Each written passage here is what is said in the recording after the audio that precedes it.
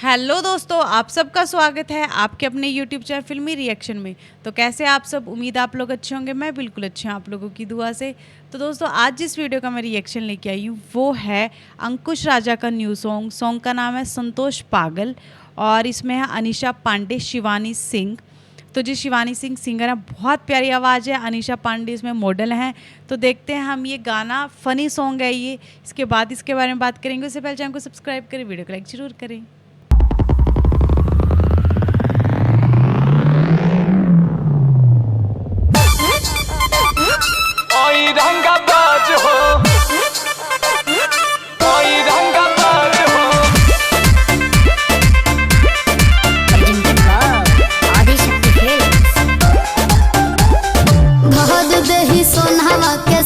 चाहिए अब पटना में दूध गो फल चाहिए।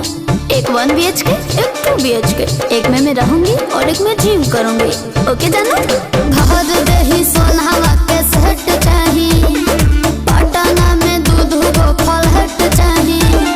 अरे एक करे जा, तू जितना खर्चा करेबू हम उतना खर्चा करब। ओकरा खातिर हम भागल ना हई। आ जदी हमरा के छोड़ के गइलू तो बुझ लीह हम संतोष पागल नहीं। बना बुझे ज्यादा तू चिराई उड़न बाज हो तो बुझ ली हम हई रंगा बाज हो। बुझ ली हम हई रंगा बाज हो। तू जानत हुआ कि हम ग्रेड ए पढ़ नहीं।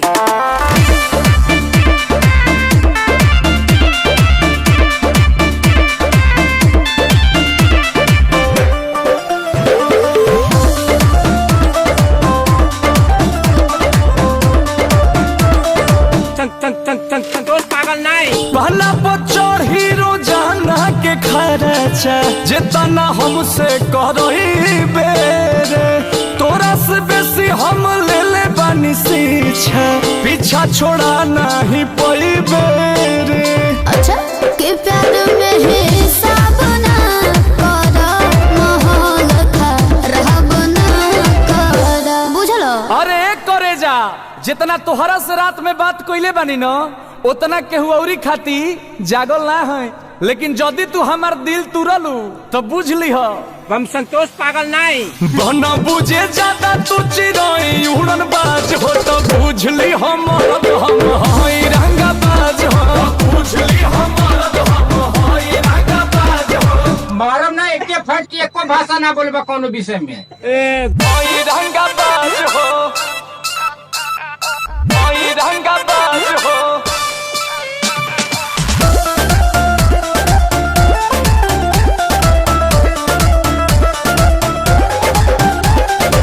सब लेके प्यारी गदारी जे करबू, अंकुश के देखबू पहदर हो। मन पुना बात औकात पे ले आ दे, लभ में हो जाला मर्डर हो। मारम ना एक फट में लगवा लो फेंका।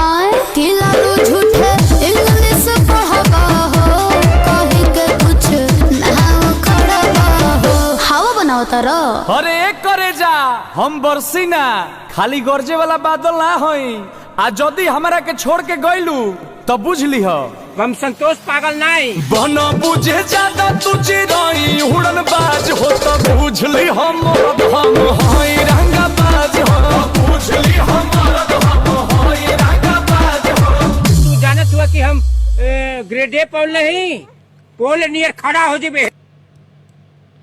तो जी बहुत अच्छा गाना था, बहुत फ़नी सॉन्ग था, बहुत एंटरटेनिंग सॉन्ग था, बहुत ही प्यारी लग रही थी। अनीशा पांडे और शिवानी सिंह की आवाज़ तो वैसे ही बहुत प्यारी है।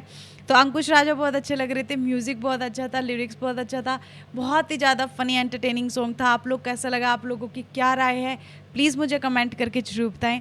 फिलहाल मैं इस वीडियो को यहीं करती हूँ ख़त्म। मिलते हैं नेक्स्ट वीडियो में, तब तक के लिए अपना ख्याल रखें, चैनल को सब्सक्राइब करें। Tata bye by.